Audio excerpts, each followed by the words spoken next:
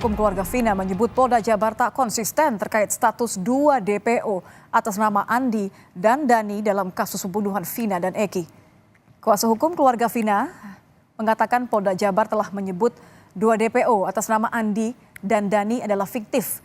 Namun dalam sidang pra-peradilan, Polda Jawa Barat kembali menyebut 2 DPO itu. Reza meminta agar penyidik Polda Jabar segera menangkap kedua DPO untuk memberikan kepastian hukum dan keadilan pada keluarga korban.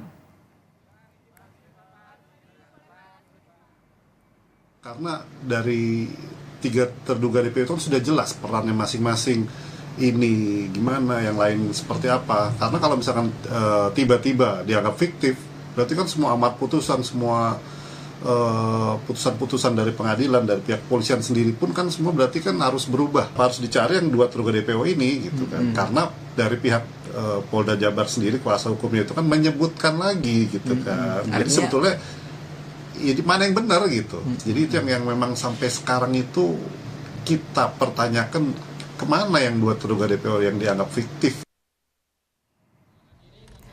Saudara, sebelumnya nama 2 DPO, Dani dan Andi yang sudah dihapuskan dan dinyatakan fiktif oleh penyidik di kasus pembunuhan Vina, ternyata masih disebutkan perannya oleh tim hukum Polda Jabar dalam jawaban atas gugatan pra-peradilan Peggy Setiawan. Bahkan dalam jawaban gugatan, tim hukum menjabarkan peran Dani dan Andi.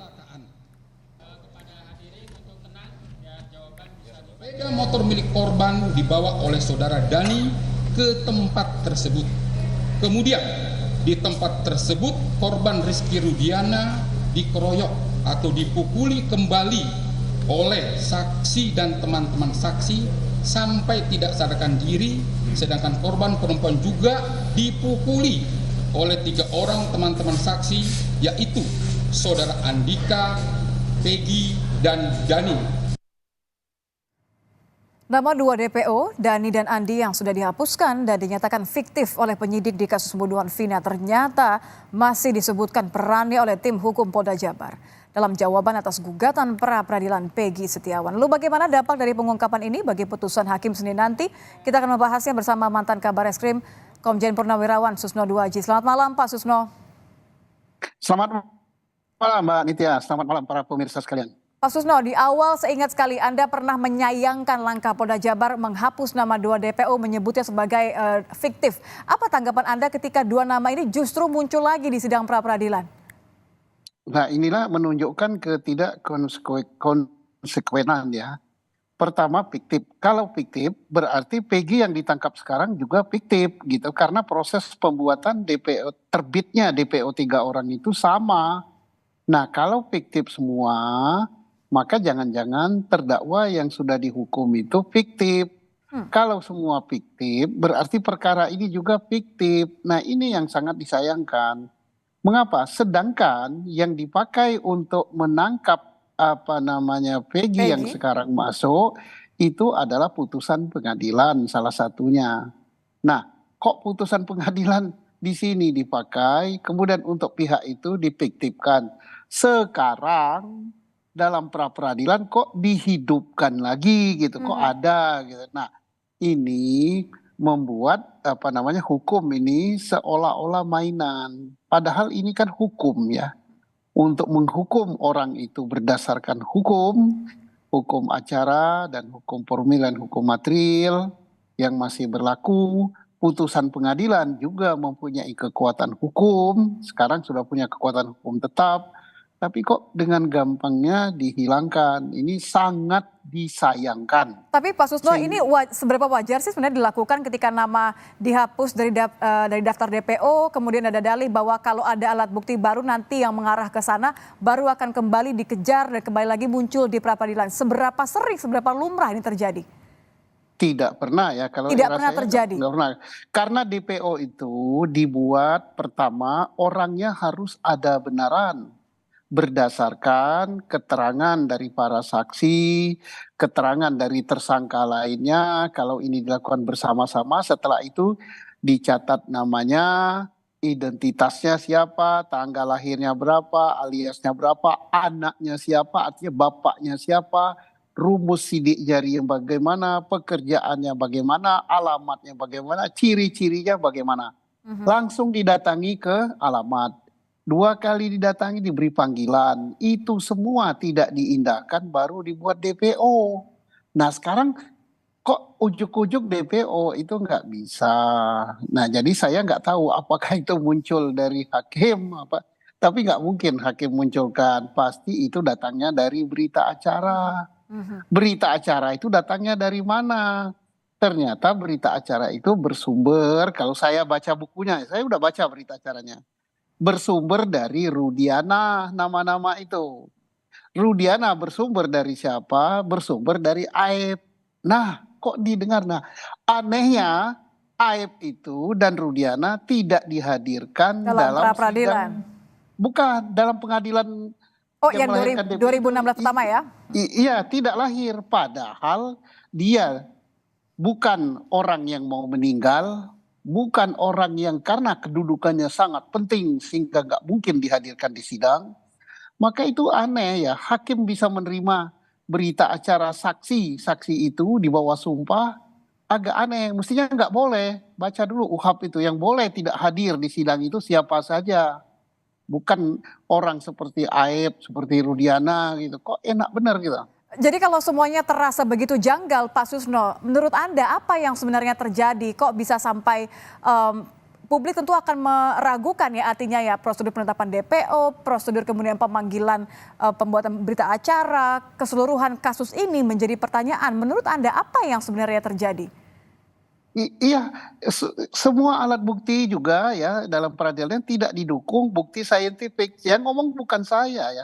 Kalau saya fakta ya sebagai mantan Kabariskrim, mantan penyidik 36 tahun, ya memang nggak ada yang namanya kajian saintifik itu nol, nggak ada. Tapi Kapolri ngomong kan dalam pidato Dias Natalis PTK yang dibacakan oleh Wakapolri baru saja berapa minggu yang lalu. Dia katakan kasus Cirebon ini, kasus Vina ini dan Eki ini tidak ada crime scientific investigation, bukti forensik nggak ada. Anehnya oleh jaksa diterima dan super aneh lagi oleh hakim tingkat pengadilan negeri, tingkat pertama, tingkat banding, tingkat kasasi kok diterima. Padahal ancaman hukuman maksimalnya adalah hukuman mati. Oke. Dan nyatanya dia hukum seumur hidup, tapi bukti saintifik nggak ada. Ini jadi apakah ini peradilan sesat atau tidak? Saya tidak menuduh ya. Silakan publik menilai. Tapi tentu ini menjadi pertanyaan. Kalau kita mencoba untuk melihat 5 hari ke belakang, Anda memantau secara penuh, seberapa jauh ini akan berdampak kepada penetapan tersangka Peggy dan tidak hanya itu, karena kan di sisi lain masih ada satu hal yang berjalan ya, Pak Susno ya, masih ada pengembalian berkas. Kalau memang hakim menetapkan Peggy betul sah dinyatakan sebagai tersangka, artinya kan bisa berlanjut saja begitu. Tapi kalau tidak, bagaimana ini? Polisi harus seperti apa? Harus rela berarti bahwa mereka melakukan salah tangkap? Ya, saya katakan ya kalau ini misalnya pra-peradilan dikabulkan, ya siapapun harus berbesar hati ya, justru harus senang, berterima kasih misalnya penyidik, instansi saya itu ya, Polri itu saya. Kenapa berterima kasih? Alhamdulillah pekerjaan saya dikoreksi, ternyata ada kekurangan sehingga kami tidak terjerumus kepada hal-hal yang kami anggap benar ternyata salah. Jadi bersyukur. Walaupun fatal ya Pak Susno ya? Iya, lebih fatal lagi kalau orang tidak bersalah dihukum. Itu lebih fatal lagi. Kalau ini kan alhamdulillah saya tidak terjerumus ke jurang, ada koreksi. Penggugat pun seandainya gugatannya ditolak, alhamdulillah. Berarti apa yang saya pikirkan benar, ternyata salah. Nah, tapi di balik itu jangan lupa ya hakimnya yang menilai itu masyarakat luas se-Indonesia. Walaupun tidak duduk di ruang sidang, semua pada tahu kok. Ya, apa yang diajukan oleh Polri. Nah seperti di sidang kemarin, Polri kan hanya mengajukan apa itu ahli, kemudian mengajukan juga beberapa barang bukti ya, barang bukti berupa visum, berupa surat dan lain-lain. Sayang kita tidak mendengar kok kenapa Polri tidak menghadirkan saksi gitu, sehingga alat bukti saksi seperti nggak ada gitu. Jangan-jangan memang karena tidak pede, Pak Susno? Iya, karena saksi itu tidak boleh dibacakan ya. Saksi apalagi di dalam sidang pra-peradilan ini kalau menghadirkan saksi, saksi harus hadir di ruang sidang, kemudian disumpah. Nah, ahli pun hadir dan disumpah. Nah, saya tidak melihat saksi yang hadir dari pihak penyidik, kemudian langsung diminta keterangan di depan sidang, kemudian disumpah dan para penggugat dan tergugat bisa bertanya. Kalau Anda Nah, melihat, maaf saya potong Pak Susno, kalau Anda Ya. melihat artinya sejauh ini berdasarkan fakta saja ya, sepertinya akan memenangkan gugatan Peggy dari pihak Peggy kah, atau justru malah masih ada peluang bagi Polda untuk membuktikan bahwa penetapan tersangka Peggy memang sesuai dengan prosedur hukum?